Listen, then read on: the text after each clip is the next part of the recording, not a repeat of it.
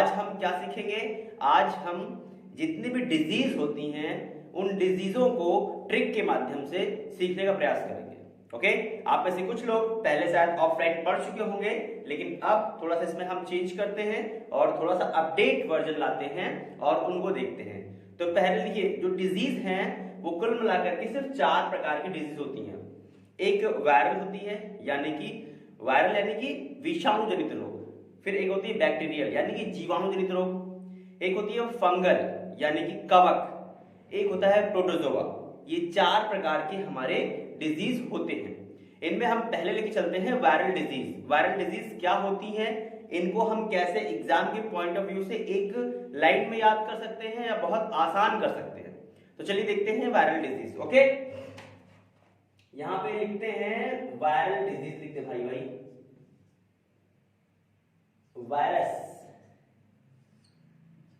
Virus बीमारियां। Virus इतना है, ठीक है, वायरस से बीमारियां या वायरस से होने वाली बीमारियां, ठीक है। अब वायरस से होने वाली बीमारियां कौन कौन सी हैं? है तो बहुत लंबी लिस्ट, काफी लंबी लिस्ट है भाई। अगर आप आएंगे बायोलॉजी में तो बायोलॉजी में काफी लंबी लिस्ट है, वो हमारे किसी काम की नहीं है। हमें सिर्फ अपने एग्जाम के पॉइंट ऑफ व्यू से ध्यान रखना है। तो चलते हैं, एक मैंने ट्रिक बनाई है, थोड़ा सा अपडेट कर दिया है। जो पुराने व्यूअर्स हैं या पुराने मेरे छात्र, प्रिय छात्र जो हैं जिन्होंने ऑफलाइन पढ़ रखा है, तो प्लीज वो थोड़ा अपडेट हो जाइए और थोड़ा सा अपने एक्साइटमेंट को रोक लीजिए, ठीक है। कमेंट्स करते रहिएगा। देखिए, एक हमने लिखा है डॉक्टर, पहले भी था, मैंने पिछले में बताया डॉक्टर। यहां पे टीसीपी मिश्रा, MISHRA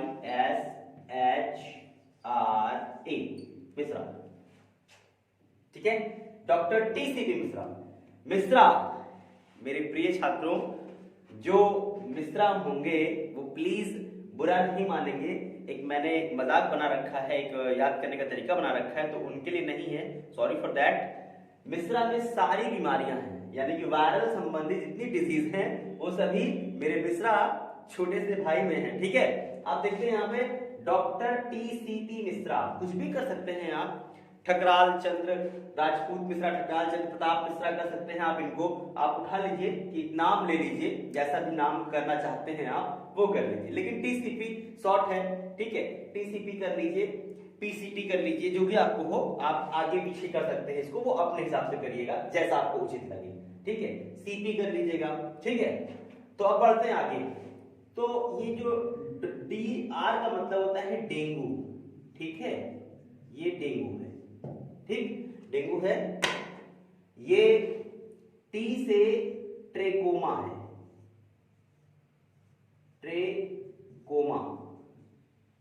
अब सबसे पहले बताता हूं मैं, C से कंजक्टिवाइटिस मैंने बताया था, लेकिन आप उसे अब नहीं रखेंगे। C से यहां पे करेंगे कोरोना, करोना जो भी है, क्योंकि बहुत लेटेस्ट है, इसलिए ध्यान रखेंगे। P से है पोलियो,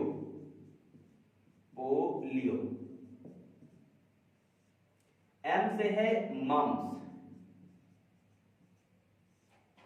I से है इन्फ्लुएंजा,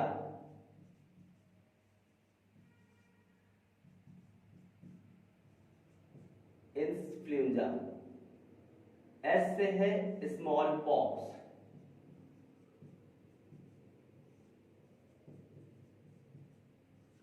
H से है हेपेटाइटिस,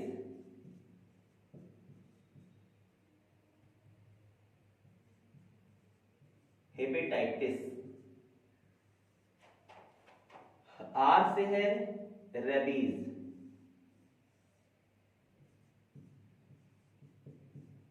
इसे रेबीज भी कहते हैं और इसे हाइड्रोफोबिया भी कहते हैं। ये A से एड्स, ठीक है। आप देखो मेरे प्यारे भाइयों छात्रों, ध्यान से, ये एक नॉर्मल तो हो गया, लेकिन ये यहीं पे खत्म नहीं होगा, समझिएगा पहले, क्योंकि यहाँ पे खत्म होने का मतलब ही नहीं कुछ बनता। अभी तो शुरुआत है, अभी ये पूरे आपको एक जिसे कहते हैं समग्र, जिसे कहते हैं ना सार देगा, वो समग्र सार पूरा एक देगा इन सब का। तो वो ध्यान से जरा सुनिएगा और पेन कॉपी लेकर के बैठ जाइए, क्योंकि बहुत सी बातें जो अब मैं है वो बोर्ड पे लिखूंगा नहीं, सिर्फ बोलता जाऊंगा, क्योंकि इसको अगर मैं ऐसे बोलूंगा या लिखूंगा तो वीडियो बहुत लंबी हो जाएगी, आप फिर बोर हो जाओगे। अगर बहुत ज्यादा जानकारी करनी है तो 15 मिनट में आप कम से कम यहां से 50 या 60 क्वेश्चन पुट अप कर सकते हो आराम से। ठीक है, तो चलते हैं हम लोग डॉक्टर टीसीपी मिश्रा। ओके, तो डॉक्टर से मैंने कहा डेंगू, डेंगू आप सभी जानते हैं, इसको मैं थोड़ा डार्क कर दूं, मार्कर वो हल्का था। ठीक है, डेंगू, ठीक भाई आप सही है ना। डेंगू, तो डेंगू आप जानते हैं कि वायरल डिजीज है। डेंगू किस मादा मच्छर के काटने से फैलता है? आप सभी जानते हैं कि जितने मच्छर के काटने से जो डिजीज है, जो बीमारियां हैं, वो सिर्फ मादा के ही काटने से होती है ना। मेरे चेहरे पर मुस्कुराहट क्यों आ गई मादा के नाम से, आप सुने होंगे, क्योंकि मैंने आपको बताया ना कि लाइफ में मादा ही जो है वो दिक्कत करती है, वो चाहे ये कीट पतंगों की दुनिया हो या हम मनुष्यों की दुनिया हो। ठीक है, मादा ही काटती है, मादा ही डंक मारती है ना। तो यहां हम कर रहे हैं, क्या कर रहे हैं कि डेंगू एक मादा के काटने से। अब मादा वो मच्छर है कौन? 3 ही मादा है सिर्फ। देखिए, पहली मादा है एंडीज, एंडीज है, ठीक है, एंडीज। दूसरी मादा यहां पे है एनाफ्लीज, एनाफ्लीज। और तीसरी मादा है यहां पे क्यूलेक्स, क्यूलेक्स।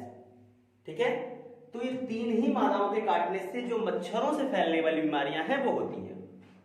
एंडीज से होता है डेंगू, एनाफ्लीज से होता है मलेरिया, क्यूलेक्स से होता है फाइलेरिया हाथी पांव। ठीक है, ये ध्यान रखेंगे आप। ओके, चलिए अब आगे चलते हैं। डेंगू से प्रश्न जो बनते हैं, एक तो ये बन गया, डेंगू में शरीर के किस अंग को प्रभाव होता है, या शरीर का कौन सा अंग प्रभावित होता है, किस पर इफेक्ट डालता है? तो डेंगू में आप सभी जानते हैं कि प्लेटलेट संख्या गिर जाती है। एक नॉर्मल व्यक्ति के लिए यानी हेल्थ व्यक्ति के लिए 1.5 लाख प्लेटलेट्स बॉडी में होनी चाहिए, लेकिन यहाँ पे ऐसा होने नहीं लगता है और प्लेटलेट्स बहुत तेजी से गिरने लगती है।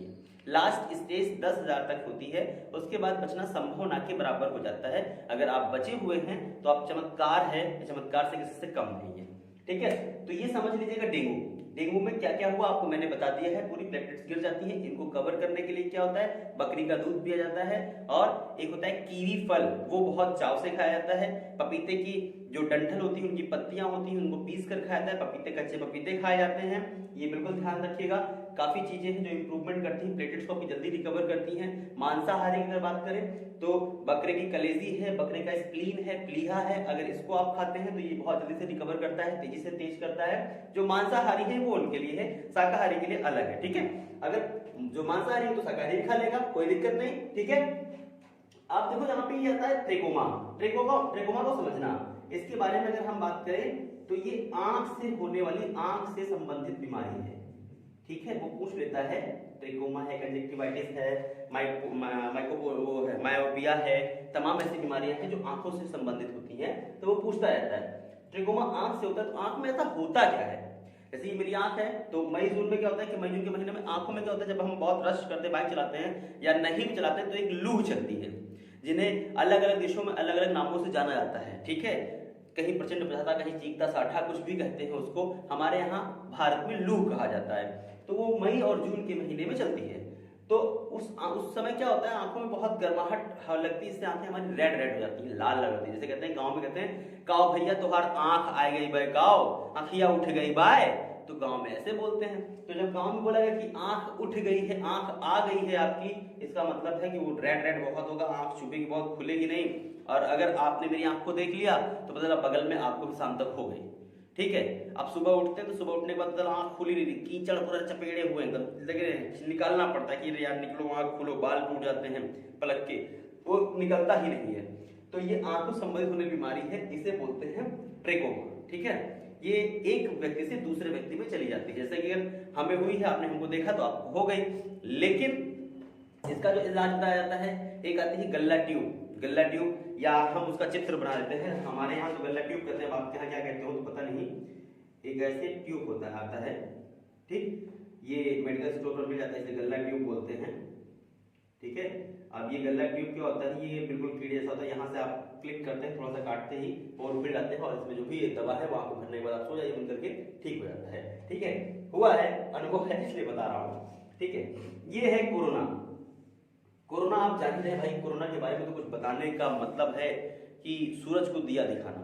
इस टाइम कोरोना के बारे में आपको सब कुछ पता है। ठीक, तो कोरोना किस को इफेक्ट करता है आप समझते हैं? हमारे श्वसन तंत्र को प्रभावित करता है, फेफड़े को प्रभावित कर देता है ये। दूसरी बात, यहाँ से जो प्रश्न उठेंगे वो, कोरोना सबसे पहले भारत के किस राज्य में आया, किस देश में इसकी खोज हुई? चाइना, आप जाने हैं, चीन। ठीक है, पता नहीं कैसे चीन का सामान इतनी तक चल रहा है, वरना चाइना का सामान, चाइना का माल टिकता नहीं, कहते हैं ना, चला तो चांद तक वरना रात तक। तो ये पता नहीं कैसे चांद तक चला रहा है इतने दिनों से, वरना इसके तो औकात रात तक भी नहीं थी, वो अलग बात है। एक आध गलती से चीजें आ जाती हैं। तो कोरोना का पहला प्रश्न आएगा कि भारत के किस राज्य में कोरोना का जो है पहला सिम्टम्स पाया गया, पहला मरीज पाया गया? वो केरल है। भारत के किस राज्य में सबसे पहले कोरोना के कारण लॉकडाउन लगाया गया? वो आप बताइएगा, कमेंट्स करिएगा। भारत में पहला ऐसा राज्य जो कोरोना मुक्त हुआ पूर्ण रूप से, वो आप प्रश्न इसमें कमेंट्स बॉक्स में करेंगे, वरना मैं चैट सेक्शन में आपके टिप्पणी, आपके उत्तर हमारे उसमें मैं आपको दे दूंगा, सारे प्रश्नों के उत्तर। ये कमेंट्स बॉक्स में करते रहिएगा। तो कोरोना के बारे में मुझे कुछ बताना नहीं है, कोई इसमें जरूरत भी नहीं है। ये आता है पोलियो, और पोलियो को आप जानते ही हैं कि ये क्या करता है, हमारे प्रभाव को, हमारे बॉडी के कई जगह प्रभाव को डालता है, यानी कि स्पाइनल कॉर्ड से लेकर कई चीजों में प्रभाव, हाथ पैर, कहीं भी गर्दन, पीठ, कुछ भी हो सकता है, इसमें प्रभाव डाल देता है ये। पोलियो का जो अगर बात करें, पोलियो दिवस की बात करें, पोलियो पे मैंने एक वीडियो बनाई है पोलियो पे ऑलरेडी, तो पोलियो पे वीडियो आप देख चुके हैं कि पोलियो क्या होता है। पोलियो की बात करें कि पोलियो क्या है, 24 अक्टूबर को विश्व पोलियो दिवस मैंने बताया था आपको, मनाया जाता है, वीडियो पड़ी है, देखिएगा। पोलियो का टीका और पोलियो के ड्रॉप भी मैंने बताए थे। पोलियो का टीका जॉन 7 ने बनाया था, और पोलियो ड्रॉप जो है शाल्क ने बनाया था। ठीक है, जॉन शाल्क, मैं शायद गलत बोल गया, उल्टा हो गया, जॉन शाल्क जो है वो टीका बनाए हैं, और 7 जो है 7 वो ड्रॉप बनाए। मैं ड्रॉप बना दे रहा हूं, 2 बूंद जिंदगी की, 2 बूंद जिंदगी की, है ना, अमिताभ बच्चन। तो चलिए आगे देखते हैं। अब यहाँ पे क्या होता है, मम्स। मम्स क्या होता है?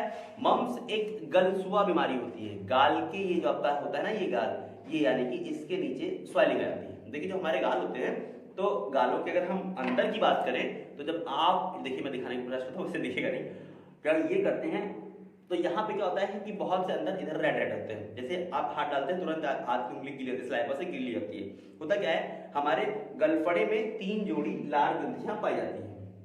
ठीक है, अब उन लाल ग्रंथियों से लार निकलने का काम चलता रहता है। स्लाइवा यानी कि हमारा मुंह हमेशा रहता है, क्योंकि मुंह में बहुत बैक्टीरिया रहते हैं, स्लाइवा उनको मारता रहता है, कुछ उस बैक्टीरिया में ही पलने वाले हमारे जो होते हैं, उस स्लाइवा में ही पलते हैं बैक्टीरिया, वो हमारे पेट के लिए बहुत फायदेमंद होते हैं, तो उनकी एक अलग बात है। लेकिन यहाँ पे क्या होता है, जो मम्स की बीमारी है, ये कान के नीचे की जो ये ग्लैंड है आपकी, यहाँ से ये प्रभावित करती है। ठीक है, यहाँ पे आप टॉन्सिल के पास मत जाइए, टॉन्सिल एक अलग है, ठीक है, उस पर मत जाइएगा, थायराइड ग्लैंड वो अलग है, उसका इससे कोई संबंध जोड़िएगा नहीं। ठीक है, अब होता क्या है कि जब यहाँ स्वेलिंग आती है, तो ये जैसे कहते हैं वायरल हुआ, तो 7 दिन तक आप मुंह खोलने में दिक्कत, कुछ खाने में दिक्कत, आपको बोलने में दिक्कत बहुत होती है। ये जीवन काल में हर मनुष्य को एक बार होता है। ठीक है, इसका जो सही समय जो होने का टाइम होता है, वो होली के बाद का समय होता है, यानी अप्रैल के बाद का समय होता है, ये टाइम चलता है, क्योंकि इसी टाइम ये होता है, और उसी टाइम होली के बाद जो बात करें तो स्मॉल पॉक्स, ठीक है, स्मॉल पॉक्स भी उसी टाइम होता है। ठीक है, अब ये समझ गए आप कि क्या है मम्स। लेकिन गांव के लोग क्या कहते हैं, गांव के लोग की एक कहावत है, जैसे जब मुझे हुआ था तो दादी अम्मा मेरी कह रही थी कि तुमने जरूर मेढक मारा होगा तभी ऐसा हुआ है, मेढक मारने से कान पक जाते हैं। तो मेढक मारना नहीं चाहिए, ये डराते हैं जीव हत्या करने से बच्चा मेरा बचे और वो जीव हत्या ना करे, बस इसीलिए घर वाले ऐसी बातें बोलते हैं, वरना ऐसा कुछ भी नहीं है कि जीव वो मेढक को मारेंगे तो मेरा कान पक जाएगा। ओके, फिर यहाँ पे बात करते हैं इन्फ्लुएंजा। ये अगर एक प्रकार के हैं जापानी वायरस होता है, ये देखिए एक इंसेफ्लाइटिस होता है जो जापानी वायरस है, जो सुअर के बालों में होता है, ये भी वही है। ठीक है, इंसेफ्लाइटिस जो मस्तिष्क ज्वर है, जिसके लिए पूर्वांचल गोरखपुर काफी रहता है हर साल बरसात के बाद, अगर हम बात करें जुलाई जून का महीना, अगस्त का महीना, वहां के लिए बहुत दिक्कत करता है। जहां सुअर पालन है वहां पे ये दिक्कतें होती हैं। इसमें क्या होता है, फीवर आता है, मस्तिष्क ज्वर होता है, बहुत तेजी से बुखार पकड़ता है, ये छोड़ता काफी दिनों तक नहीं चलता रहता है, धीरे धीरे वो ब्रेन हैमेज कर देता है। तो सिस्टम ये रहा। स्मॉल पॉक्स की अगर हम बात करते हैं तो स्मॉल पॉक्स यानी कि छोटी माता जिसे हिंदी में कहा जाए, एक होता है चिकन पॉक्स, एक होता है काउ पॉक्स। ये चिकन पॉक्स यानी स्मॉल पॉक्स है, काउ पॉक्स को हम चेचक कहा करते थे। तो चेचक मुक्त पूरा विश्व हो चुका है, एक ऐसी बीमारी है जिससे पूरा विश्व मुक्त हो चुका है, वो है चेचक। ठीक है, चेचक का टीका किसने बनाया था? किसने बनाया चेचक? एडवर्ड जेनर ने बनाया था। और एडवर्ड जेनर को टीके का यानी वैक्सीन का पितामह कहा जाता है वर्ल्ड में, जबकि भारत में वसीम सिद्दीकी हैं जो पितामह कहे जाते हैं वैक्सीन के। ये ध्यान रखिएगा। तो स्मॉल पॉक्स छोटी माता, इसका जो लाइफ टाइम टाइम ड्यूरेशन है 2.5 घंटे या 2.5 दिन का होता है। ये छोटे छोटे दाने निकल आते हैं, इनका मैंने टाइम बताया ना, होली से पहले वाला होता है, होली के बाद भी चलता है। ये निकलता है तो फिर ये प्रभावित गले को करता है और आंख को करता है। स्पॉट्स रह जाते हैं कहीं कहीं, क्योंकि ये आज से 6 साल पहले मुझे हुआ था। अगर ये होता है तो समझिए बॉडी का इम्यून सिस्टम बढ़ जाता है, बॉडी के अंदर जो WBC है वो और स्ट्रांग हो जाती है, इसमें खट्टे से दूरी रखी जाती है। और जब ये होता है तो आपको आपकी माताजी ने देखा होगा, आपकी माताजी ने अगर किसी घर में हुआ होगा, पड़ोसी घर में हुआ होगा, मान लीजिए पड़ोस में हो जाता है, तो वहां पे क्या होता है कि वो जो खाना बनता है वो छौंकना भूजना बंद कर देते हैं कि नहीं नहीं बगल में पड़ोस में जो है माताजी आई हुई है, ऐसा कुछ नहीं बनेगा। ठीक है, बिल्कुल सादा भोजन बनता है, क्योंकि वायरस को माध्यम चाहिए चलने का। मैंने यहाँ बढ़िया सब्जी फ्राई की, बढ़िया सब्जी मैंने छौंकी और पता चला हमारे यहाँ ये है, यानी कि स्मॉल पॉक्स हमारे किसी घर में है। अब हमारे यहाँ से ये माध्यम यानी कि उसके माध्यम से, सुगंध के माध्यम से अगले घर गया, आपने सूंघा, क्या सब्जी है, मस्त, मजा आ गया। बस यही मजा आपको सजा मिल जाएगी। जहां आपने कहा मजा आ गया, तहां वायरस अंदर आया और फिर वायरस अपना कमाल शुरू करेगा थोड़ी देर में। और सबसे अच्छी बात दोस्तों, ये वायरस से एक फायदा होता है, एक बहुत अच्छी चीज होती है कि ब्लड ग्रुप का पता चल जाता है बहुत आसानी से। कहेंगे सर जी ये कैसे? तो मैं बता दूं कि ये परिवार में अगर जिस व्यक्ति को हुआ है, जिस भी व्यक्ति के जिस ब्लड के पॉजिटिव व्यक्ति को नेगेटिव व्यक्ति को हुआ है, ठीक उसी व्यक्ति के घर में दूसरे व्यक्ति को ढूंढता है ये। मैं बताऊं, मेरे घर में मेरा ब्लड ग्रुप O पॉजिटिव है, मेरे पिताजी का O पॉजिटिव है, मेरे छोटे भाई का O पॉजिटिव है, बाकी मेरी माताजी का और मेरी सिस्टर का B पॉजिटिव है। तो अगर हम बात करें तो फर्स्ट ऑफ ऑल मुझे हुआ, फर्स्ट ऑफ ऑल मुझे हुआ और मेरे होने के बाद, ये 6 साल पहले की बात आ रहा हूं, तो मुझे हुआ, ठीक देखते ही मेरे छोटे भाई को 4-5 दिनों बाद उसे हो गया। इसीलिए इससे सबसे बेस्ट इलाज है, जब निकलता है तो घर वाले क्या कहते हैं, हे माता जी आप आ गई, चली जाइएगा, बेटवा को मेरे छोड़ जाइएगा, अच्छे से मुझे चली जाइएगा। दुआ विनती ताबीज बहुत करते हैं, लेकिन इन सब की जरूरत नहीं है। आप सिर्फ कुछ ना करिए, नीम की पत्तियां मम्मी बिछाती हैं, बिस्तर पे लटाती हैं, मम्मियां उसे क्या करती हैं, पंखे भी झलती हैं कि बेटा मेरा से है। तो नीम एंटीबायोटिक है, डॉक्टर है, उसे डॉक्टर ट्री बोला जाता है, आप शायद जानते होंगे। तो नीम से ही रखिए और दूरी रखिए। कोई भी व्यक्ति, मम्मी भी आपके समीप है तो उनसे बोलिए कि मम्मी आप मेरे समीप आओ, ठीक है, लेकिन एक कपड़े पहन लो, एप्पल पहन लो या कि अलग कपड़े पहन लो, उस कपड़े को कमरे के किनारे रख दो, जब आओ तो इसको पहन के फिर मेरे पास आओ और इसको उतार कर फिर चले जाओ, अपना हाथ पाथ अच्छे से धो लो, नहा लो, फिर किचन में जाओ, फिर और लोगों से मिलो। यानी कि दूरी बना के रखिए। 3 दिन बाद छाले अपने आप पानी से भर जाते हैं, छाले अपने आप धीरे फूट जाते हैं, ये खत्म हो जाती है। तो इसके लिए बहुत ज्यादा इफेक्ट करने की बात नहीं, और बहुत ज्यादा इसे हवा मत समझिएगा, ये कोई देवी बीजी नहीं है, ठीक है, अंधविश्वास से थोड़ा बाहर निकलिए। ओके, अब होता क्या है, यहाँ पे H है, H से हेपेटाइटिस है। तो हेपेटाइटिस क्या करता है, हमारी आंतों को इफेक्ट करता है। हेपेटाइटिस डे 28 जुलाई को हेपेटाइटिस दिवस मनाया जाता है, ये ध्यान रखिएगा। 28 जुलाई हेपेटाइटिस डे। हमारी आंतों को इफेक्ट करता है, आंतों से यानी कि जिसे कहते हैं पतली आंतें पतली होने लगती हैं, उनका ये सिस्टम है। R से है रेबीज। रेबीज की बात करें तो रेबीज, जिसे रेबीज भी कहते हैं, इसे हाइड्रोफोबिया भी कहा जाता है। हाइड्रो मतलब होता है पानी, फोबिया मतलब होता है डरना। जिस किसी के आगे हाइड्रो लग जाएगा वो पानी संबंध रखेगा, फोबिया मतलब डर, ठीक है।